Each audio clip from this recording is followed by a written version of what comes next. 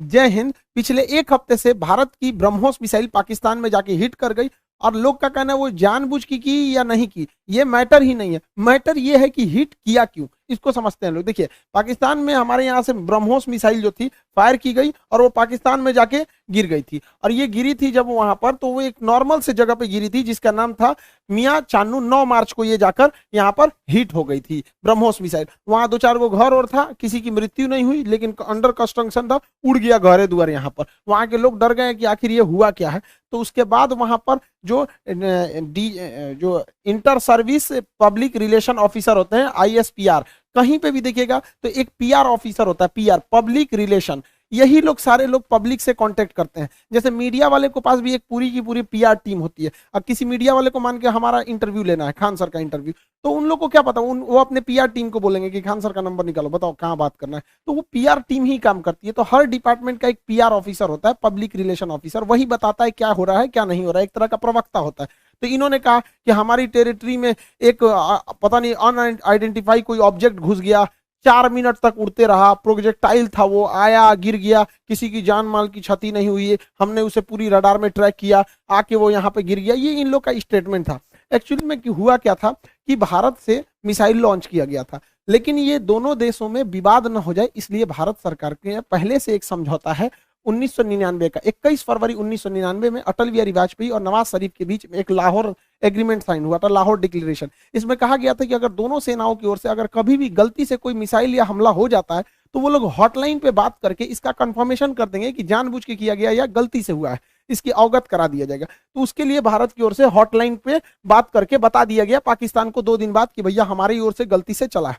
अब ये हॉटलाइन क्या होता है? ये हॉटलाइन फोन में कभी रिंग नहीं बजते। आप जैसे मोबाइल में डायल करते हैं किसी को तो सबसे बड़ा पहले बोलेगा नमस्कार, भारत ने 150 करोड़ कोविड टीकाकरण पार कर लिया, 175 करोड़। उसमें ये सब कोई रिंगटोन नहीं होता है, वो फिक्स होता है। करना कहाँ है, हॉटलाइन होते हैं, उसमें 4-5 नंबर ही, मतलब लिमिटेड नंबर होते हैं, वहीं फोन करना। एक बार फोन करेंगे तो पटाख से वहां लग जाएगा। तो हमेशा इमरजेंसी में होता है। अगर हम कहीं किसी पे फोन पे बात कर रहे हैं और कोई नॉर्मल आदमी हमको कॉल करेगा तो उसको वेटिंग बता देगा, लेकिन अगर हॉटलाइन से कॉल करेगा तो जिससे हम बात कर रहे हो तो उसका फोन वहां कट जाएगा और डायरेक्ट आ जाएगा मेरे पास आदेश। तो ये हॉटलाइन 2 देशों के बीच में होता है। मुख्यमंत्री जब कॉल करते हैं तो हॉटलाइन से कर सकते हैं, प्रधानमंत्री वगैरह। तो हॉटलाइन से भारत सरकार ने उन्हें बता दिया कि ऐसा ऐसा हुआ है। शुरुआत में ये मामला दब गया था, लेकिन पाकिस्तान के लोगों को लगा कि उनकी तो मेरी बेइज्जती हो गई, किसी ने आया पूरा बजा के चला गया, इसकी जांच होनी चाहिए। अब ये भाई साहब ये कर रहे हैं कि इसकी जांच कराएंगे हम, कैसे मिसाइल आया और ऐसे हमारे देश के अंदर घुस गया 124 किलोमीटर। अब ये मामला लेके जाएंगे यूएनओ में, यूएनओ में सिक्योरिटी काउंसिल में उठाएंगे, रूस से कहेंगे, चाइना से कहेंगे, इस्लामिक ऑर्गेनाइजेशन के देशों से कहेंगे। इन लोग का कहना है कि यूएनओ तक में ये मामला उठेगा कि आखिर ये मिसाइल आया क्यों। ये गधा पाकिस्तान उसी चाल में फंस गया जिसमें हम इसे फंसाना चाहते थे। हम ये चाहते थे कि पाकिस्तान इस पर बवाल करे और ये मामला इंटरनेशनल हो, लेकिन इन गधों के यहाँ पता नहीं कोई इंटरनेशनल रिलेशन पढ़ाता भी है कि नहीं, इन गधों को कुछ नहीं पता,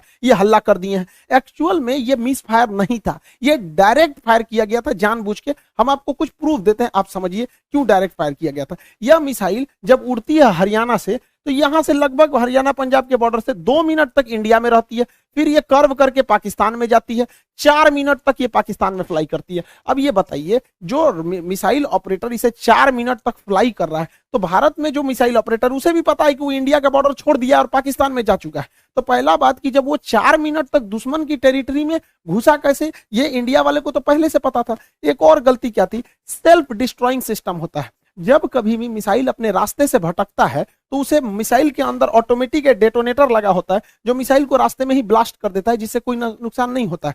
तो किसी भी मिसाइल को मारने से पहले उस मिसाइल का एक ऑपरेटर रूम होता है, उस ऑपरेटर रूम से उस मिसाइल को फायर किया जाता है। फायर करने के बाद वो ऑपरेटर इस मिसाइल को रडार पर देखता है, अगर रास्ता भटकता है तो सेल्फ फायर कर देता है। इस मिसाइल को सेल्फ फायर नहीं किया गया, बल्कि ऑपरेटर चुपचाप देख रहा था, मजा मार रहा था कि घुस गया है पाकिस्तान में, पाकिस्तान में चला गया है 124 किलोमीटर तक। तो एक ये दूसरा प्रूफ, और भी कई सारे प्रूफ हैं। तो समझिए कैसे। ये नक्शा पाकिस्तान ने जारी किया, पाकिस्तान, हमने ये जारी किया पाकिस्तान ने।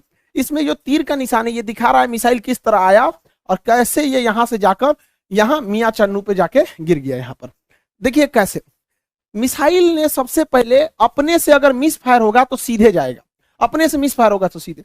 ये टर्न नहीं मार सकता है अपने से, माल फंक्शन की वजह से, गड़बड़ी की वजह से 90 डिग्री का कर्व नहीं मार सकता जब तक उसको पाथ फाइंड नहीं किया गया होगा, पहले से नहीं बताया गया हो। तो पहला 90 डिग्री टर्न अपने से नहीं मारा गया होगा। दूसरा, इस मिसाइल में कोऑर्डिनेशन फिक्स था। किसी भी मिसाइल को मारने से पहले उसका जीपीएस लोकेशन कोऑर्डिनेशन फिक्स किया जाता है कि यहीं पर जाना है, लेकिन इसमें कोई बारूद नहीं था। देखिए अमूमन यही होता है कि पहले उसमें बारूद यानी वारहेड भरा जाता है, पहले उसमें वारहेड भरा जाता है, तो इसमें वारहेड था नहीं। जब वारहेड भर दिया जाता है तब उस मिसाइल में फीड किया जाता है कि इस मिसाइल को जाना कहाँ है। तो इस मिसाइल में जाना कहाँ है ये फीड कर दिया गया था, और वारहेड नहीं फीड किया गया था। और जाना भी कहाँ है, मियाँ चन्नू पे। यहाँ ना कोई स्ट्रेटेजिक लोकेशन है, ना कोई सेना का स्कूल है, कुछ भी ऐसा नहीं है। जानबूझ के भारत ने मिसाइल का वॉरहेड हटाया कि किसी की जान माल की हानि ना हो, और ऐसे जगह को चुन लिया जहां कोई स्ट्रेटेजिक महत्व नहीं है कि बवाल ना होगा। बस हमें मिसाइल घुसा के बवाल करना था, भयंकर बवाल नहीं कराना था। एक और देखिएगा, इस मिसाइल को अगर देखेंगे तो 104 किलोमीटर से ज्यादा ये भारत में रही है, 124 किलोमीटर गई है, उसके बाद भी ये एक्स्ट्रा गई है। यानी इस मिसाइल की रेंज जो थी वो 290 किलोमीटर ही है। इस मिसाइल की रेंज 290 किलोमीटर, लेकिन ससुराई ब्रह्मोस मिसाइल 320 किलोमीटर कैसे चल गया? लगभग ये 30 से 40 किलोमीटर एक्स्ट्रा चला है। देखिए ये पाकिस्तान का ही नक्शा ही दिखा रहा है कि 33 किलोमीटर एक्स्ट्रा चल गया है। बवाल है भैया, रेंज से 33 कैसे? तो कोई भी चीज को फेंकते हैं तो जब रेंज खत्म हो जाता है तो आराम से गिरता है। तो ब्रह्मोस और आगे गया था यहाँ पर। इस दौरान भी इसे सेल्फ डिस्ट्रॉय नहीं किया गया, यानी भारत से बैठ के ऑपरेशन टुकुर टुकुर देख रहा था, जानबूझ के किया गया है इसको। अगला देखिए, और भी ये खुद पाकिस्तान कर रहा है, उसको समझाते हैं। ये उनके ISPR है, inter service public relation, ISPR। समझ में आ गया? ISPR समझो, समझो, थोड़ा नहीं पता अभी यहाँ पे। पहला इनका कहना है कि हम उस पर नजर बनाए हुए थे। देखिए इन निकम्मों को, इसके देश में 124 किलोमीटर कोई मिसाइल घुस गई, इसको ये लोग अपने रडार में बस नजर बनाए हुए थे। ये खुद कह रहा है कि हमने बस उसको ट्रैक किया, उसको 124 किलोमीटर, क्योंकि उस मिसाइल की रफ्तार इतनी ज्यादा थी, 3 मैक की थी, कि हम उसे मार के नहीं गिराए। जबकि जब भी कोई एयरफोर्स में कोई दूसरी देश का जहाज या कुछ भी हॉस्टाइल सिचुएशन में कोई चीज एंट्री करता है तो स्टैंडर्ड ऑफ प्रोसीजर SOP जो कहता है कि सबसे पहले उसको मार के गिराओ। तो इन लोगों ने मारा नहीं वहां पर। 124 किलोमीटर जब ये घुसा है तो कई बड़े शहरों के ऊपर से क्रॉस करके गुजरा है, कई हाई वैल्यू टारगेट को क्रॉस करके गुजरा है। क्या पता वहीं गिर जाता। तो इससे यह साबित हो जाता है कि इनके पास ब्रह्मोस को मार के गिराने की क्षमता है ही नहीं, वरना इतने हाई वैल्यू टारगेट के ऊपर से गया है, वहीं गिर जाता तब क्या हो जाता। ब्रह्मोस न्यूक्लियर कैपेबल मिसाइल है, यानी इनके देश के ऊपर से इतनी बड़ी मिसाइल चली गई। ये लोग केवल और केवल बेशरम लोग कह रहे हैं कि हम उसे ट्रैक कर रहे थे। करते रहो ट्रैक, यहां से इतना डिग्री कर्व मार के तुम्हारे यहाँ आके गिर गया।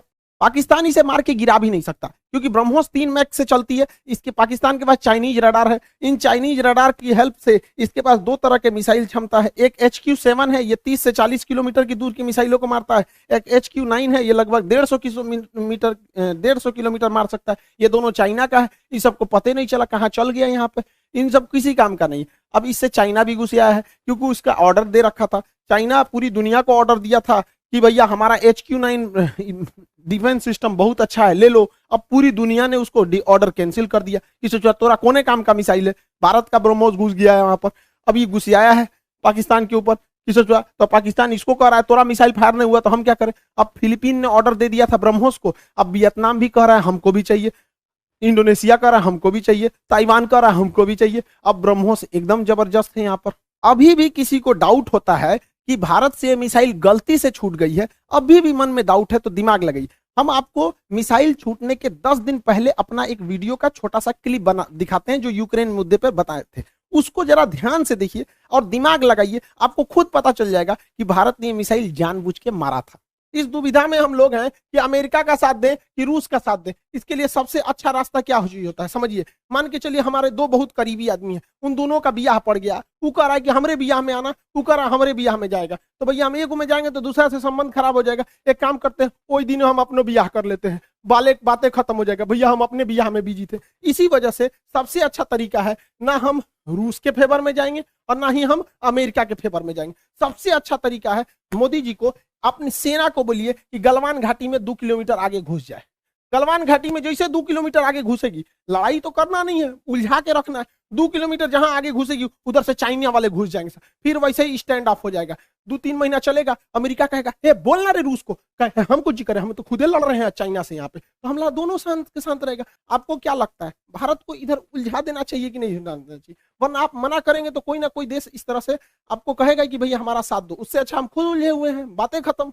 अब समझ में आ गया, हम लोगों को इस इंटरनेशनल कचड़ा में नहीं पड़ना था कि रूस का साथ दे, कि यूक्रेन का दे, कि नाटो का, कि अमेरिका का। इसलिए हम खुद बोले थे कि भारत को कहीं ना कहीं हमला कर देना चाहिए, ताकि हम लोग खुद ही इंटरनेशनल प्रेशर से बच जाए। आज पूरी दुनिया नहीं करिए कि आप हमें जेलेंस्की का साथ दीजिए, नाटो का साथ दीजिए, कुछ नहीं कर रहा है। अब हम लोग यूक्रेन मारने से हट गए हैं क्योंकि पाकिस्तान इसे इंटरनेशनलाइजेशन कर रहा है और हम लोग बच गए यहाँ पे। मोदी जी कभी कभी मेरी बात मान लेते हैं, कभी मान लेते हैं कभी कभी, लेकिन बहुत कभी कभी बहुत बवाल के बाद मानते हैं। अभी देखिए पिछली बार रेलवे में पूरा बवाल हुआ, तब जाके उन्होंने अपना नोटिफिकेशन जारी किया, उसमें भी 2-4% इधर उधर करिए दिए हैं वहां पर भी रेलवे वाले में। और एयरफोर्स की वैकेंसी अभी रिजल्ट अभी तक रोक के रखे हैं। भैया ये एयरफोर्स वाले हैं, इन लोग को पढ़ा पढ़ा हम लोग बैठे हुए हैं, भेजिए, उड़ाए सब जहाज, मारे सब यहाँ पर।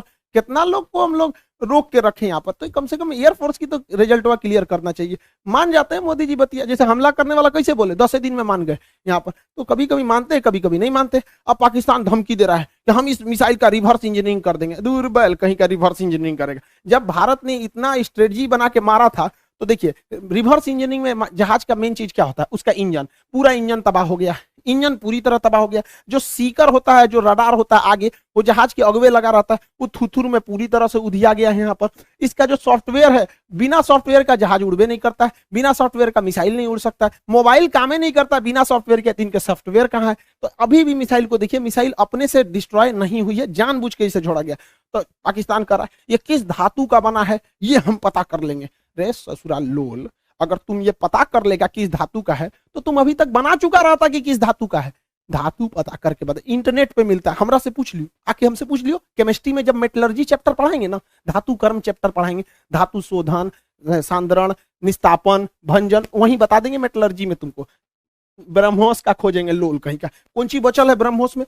कुछ नहीं मिलने वाला है। लेकिन हाँ, ये बवाल कहेगा हमने ब्रह्मोस का कॉपी बना लिया, अमेरिका के टॉमहॉक का हमने कॉपी किया था, हमने कॉपी बना लिया। ऐसा कुछ कॉपी नहीं बना पाएंगे, क्योंकि बहुत ही टफ इंजीनियरिंग होती है इसके अंदर। आपका आगे का जो रैमजेट इंजन है ये बर्बाद हो चुका है, फ्यूल सिस्टम बर्बाद हो चुका है, प्रोपल्सन सिस्टम बर्बाद हो चुका है, नेविगेशन सिस्टम बर्बाद हो चुका है। खाली खोपड़िया मिलेगा तो ये बना लेंगे मिसाइल। यहाँ पर गुलेल बनाना है, देख के बना लेंगे लोल कहीं के, यहाँ पर मिसाइल बना लेंगे। और तुम बना, भारत के पास पहले मिसाइल बनाने के बाद परीक्षण केंद्र जो था वो पोखरण में था, यहाँ परीक्षण करते थे, चांदीपुर में परीक्षण करते थे, व्हीलर द्वीप जिसका नाम कलाम द्वीप है उड़ीसा का, इसे करते थे। फिर नया जो था कर्नाटक के चित्रदुर्ग में परीक्षण करते थे। 4 जगह हम लोग का परीक्षण केंद्र था। अभी नया नया 5वां परीक्षण केंद्र खुल गया है पाकिस्तान। अब हम लोग हमेशा कभी कभी इधर परीक्षण करते रहेंगे ब्रह्मोस वगैरह का। और पाकिस्तान का नया सरदर जो है ब्रह्मोस जो है, वो नेवी से तो मार ही सकता है, एयरफोर्स से मार ही सकता है, जमीन वाला तो अभी ये मार के गया है। इसका नया खतरनाक वर्जन ब्रह्मोस 2 आ रहा है, जो 800 किलोमीटर मारेगा। यानी पाकिस्तान में बैठे बैठे पाकिस्तान हेल के, अफगानिस्तान है के, कजाकिस्तान चल जाएगा वहां पर। ब्रह्मोस 2 आ रहा है, इसका बाप है ये ब्रह्मोस का। अभी इसी से नहीं लड़ पाए तो दादा आ रहा है। दूसरा ब्रह्मोस NG आ रहा है, बहुत हल्का रहेगा और बहुत दूर तक मारेगा। तो तुम ससुरे, एक तो तुम्हारे बाप के बस की बात है नहीं रिवर्स इंजीनियरिंग, क्योंकि बचा ही कहाँ है। अगर उस तरह से देखिएगा तो हम तो वियतनाम को, फिलीपीन को बेचे हैं, वही बना ले रिवर्स इंजीनियरिंग। रिवर्स इंजीनियरिंग इतना आसान है तो हम लोग राफेल खरीद के लाए, नहीं बन जाएगा। तुम्हारा रिवर्स इंजीनियरिंग इतना तगड़ा है तो चाहे अमेरिका से तुम F-16 जहाज खरीदे हो, तुम उसको 20 साल से उड़ा रहे हो, अब बैल आज तक तुम अपने जहाज J-17 का एक तो इंजन नहीं बना पाए, कौन सी रिवर्स इंजीनियरिंग करते हो? मनोवैज्ञानिक दबाव बनाओगे कि हमारे पास ब्रह्मोस 2 आ गया, ब्रह्मोस का कॉपी आ गया है, तो जो एकरे बस का कुछ नहीं है। ये बस मेकअप करेगा, चौथे शादी की तैयारी करेगा। ये आंटी जी खैर चाचा है, कोई बात नहीं, हम क्या करेंगे, बैल कहीं का, तुम सुधर जाओ, ऐसा कुछ नहीं होने वाला है यहाँ पर। इसलिए रिवर्स इंजीनियरिंग नहीं हो पाएगी। इसको 1 साल से हम समझा रहे हैं, नहीं समझ पा रहे हैं यहाँ पर। इससे कोई रिवर्स इंजीनियरिंग नहीं होगी। अब आप समझ गए होंगे, भारत ने जानबूझ के मारा था यहाँ पर ब्रह्मोस, इसी बहाने ब्रह्मोस का सक्सेस भी हो गया। डिमांड